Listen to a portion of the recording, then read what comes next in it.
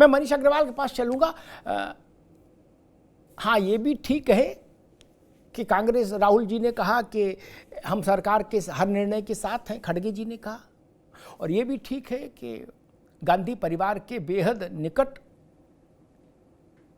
मणिशंकर अय्यर पाकिस्तान गए थे खड़ामा खड़ामा ये कहने कि आप मोदी को हटाने में हमारी मदद करो।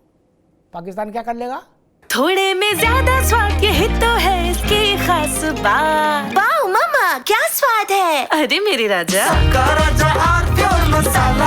MDH का किचन किंग किचन में हो तो हम सब कुछ बना सकते हैं। बैंगन का भरता, आलू गोभी, भिंडी मसाला और भी बहुत कुछ। MDH। पाकिस्तान के वोट से मोदी प्रधानमंत्री बने हैं क्या? पाकिस्तान की हैसियत औकात है क्या? अपना रायता समेट नहीं पा रहे। ओ अय्यर साहब उनको न्योता देने गए थे, पीले चावल दे के आए थे, बोले भैया हमारे यहां भी आ जाओ। ऐसे अपराध किए होंगे फिर जिनकी क्षमा नहीं मिलती। तितली के पर नोचे होंगे, हिरणों के द्रग फोड़े होंगे। आप सोच सकते हो भारत का कोई राजनयिक पाकिस्तान से जाके कहे कि आप हमको मोदी को हटाने में मदद करो? क्या बम चलाओगे? और पाकिस्तान कैसे हटा देगा मोदी को?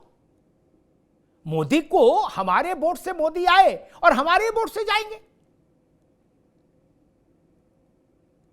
मनीष जी, स्थिति फिर वहीं पर आके खत्म और खड़ी हो गई तू में पर। लेकिन एक ब्रॉडर पर्सपेक्टिव में, अगर हम पर्सपेक्टिव में बात करें तो बलूचिस्तान और पीओके दो सबसे ज्यादा संभावित स्थान बताए जा रहे हैं कि इनका नक्शा बदल सकता है।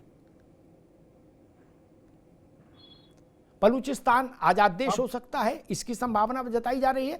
और क्या होगा ये तो सेना जाने और ईश्वर जाने। लेकिन जो चर्चाएं हैं, जो पाकिस्तान में भी जो सबसे ज्यादा खतरा है वो इन्हीं दो चीजों को लेकर है। और दूसरा कि पीओके भारत के कश्मीर में मर्ज हो जाए।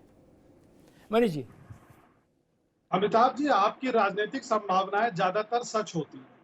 मैं कांग्रेस के प्रवक्ता को एक जवाब देना चाहूंगा कि राहुल गांधी ने बहुत अच्छा करा, एलओपी होने के नाते सरकार का समर्थन करा। मीडिया की ये आलोचना कर रहे थे। कल एक एक्स पे पोस्ट करा था कांग्रेस ने सुबह देश के प्रधानमंत्री के लिए, शाम को उसको हटा दिया, उस पर भी माफी मांग ली कि गलती हो गई। कल कौन सी परेशानी आ गई थी?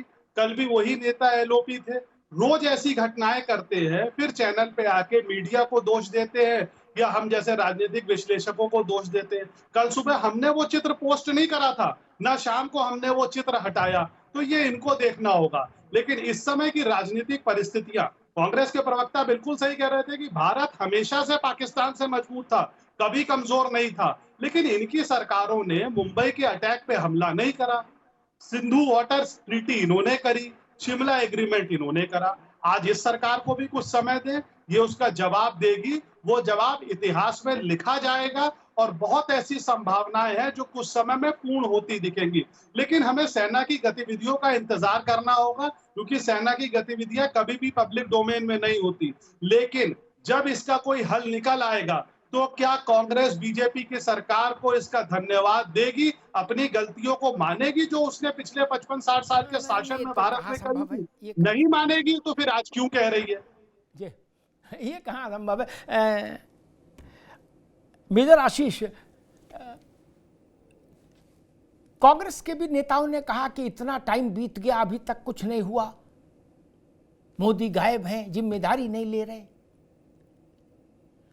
मुझे याद है कि जब उरी का हमला हुआ, उसका जब भारत ने प्रतिकार किया तो 10 दिन बाद किया। फिर पुलवामा का जब अटैक हुआ तो उस पर जब हमने रिटेलिएट किया, भारत ने प्रतिकार किया, एयर स्ट्राइक की, तो 14 दिन बाद की।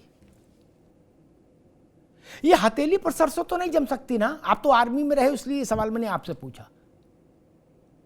और ना किसी के उकसावे में आकर फैसला हो सकता है, बोले भैया ने चेतावनी दिया, वो अब निकल पड़ो, ऐसा तो नहीं हो सकता। ये चौराहे पर दो गुटों का झगड़ा तो नहीं है, बोले गुड्डू तू ले आ, वो पप्पू तू भी लाठी ले आ। जब आप युद्ध में उतरते हैं, सीमित युद्ध हो, छोटा युद्ध हो, अर्ध युद्ध हो, कुछ भी हो, मेरी समझ ऐसा कहती है, गलत हो तो आप बताइएगा, तो उसमें एक जोखिम हमेशा अंतर्निहित होता है, इनबिल्ट होता है कि वो पूर्ण युद्ध में बदल सकता है। चिनगारी कभी भी दावानल का रूप ले सकती है, युद्धों का इतिहास ये बताता है, इसलिए शायद तैयारी ज्यादा होती है। आशीष चतुर्वेदी, निश्चित रूप से अमिताभ जी, क्योंकि जब आर्मी अपनी प्लानिंग करती है तो हम जब छोटे से ऑपरेशन की भी प्लानिंग करते हैं तो हम उसमें कम से कम 3 सिचुएशन को हम प्लान करते हैं कि अगर ये हुआ तो हम ये करेंगे, और ये फेल हुआ तो ये करेंगे, और अगर वो भी फेल हो गया, मतलब कुछ और अप्रत्यक्ष हो गया, तो हम ये करेंगे। ऐसे फौज जो है अपने ऑपरेशंस को प्लान करती है। तो और इतना बड़ा देश है, मोबिलाइजेशन है, मोबिलाइजेशन में टाइम लगता है, और जाहिर सी बात है कि इस तरीके के ऑपरेशन को, आपको याद होगा कि इंदिरा गांधी जब प्रधानमंत्री थी, अब तो खैर सब लोगों की जानकारी में होगा जब से वो पिक्चर बनी, कि जब उस टाइम पे जो आर्मी चीफ थे जनरल मानेकशॉ, उनसे इंदिरा गांधी ने कहा कि बांग्लादेश पे अटैक करना है, तो जनरल मानेकशॉ भी जनरल मानेकशॉ थे, उन्होंने सीधे कह दिया कि ऐसे अटैक नहीं होता है मैडम, हमको तैयारी करनी पड़ती है, और जब मैं तैयार हो जाऊंगा, जब मेरी तैयारी हो जाएगी तो मैं आपको बता दूंगा।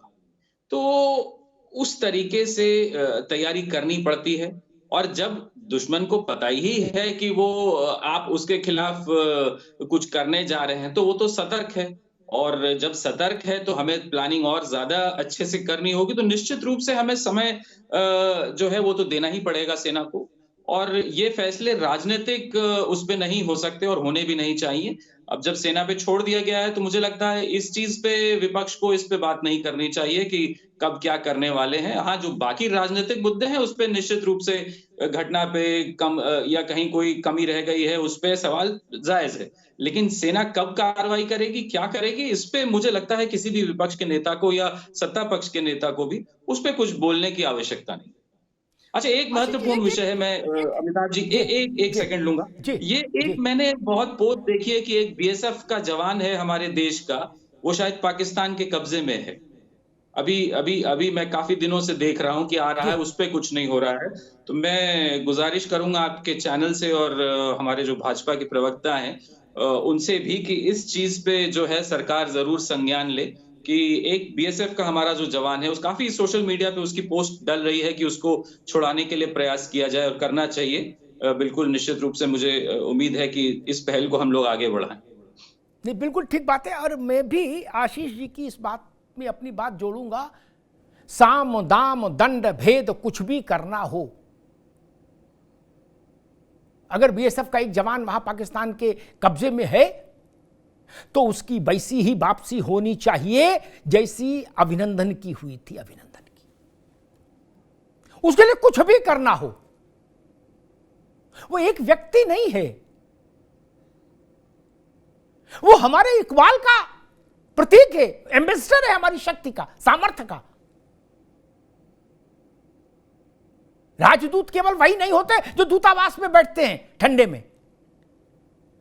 सेना पर खड़ा, सीमा पर खड़ा सैनिक भी भारत की संप्रभुता का एम्बेसडर है, भारत की शक्ति और सामर्थ्य का राजदूत है। आशीष जी गलत तो नहीं कहा? वो भारत सरकार की शक्ति को अपने कंधों पर लगे स्टार में समाहित करता है। एक जवान के पीछे 140 करोड़ लोगों की शक्ति होती है। उसका सम्मान वैसा ही होना चाहिए और उसकी वैसी ही वापसी होनी चाहिए हिंदुस्तान में जैसी अभिनंदन की हुई थी। कुछ तो सस्ता लो, सब बढ़िया लो, इसमें क्या खास बात है? थोड़े में ज्यादा स्वाद, यही तो है इसकी खास बात। मसाला आपके घर के खाने में रेस्टोरेंट जैसा स्वाद ले आए MDH का शाही पनीर मसाला। पनीर को क्या मस्त बना डाला।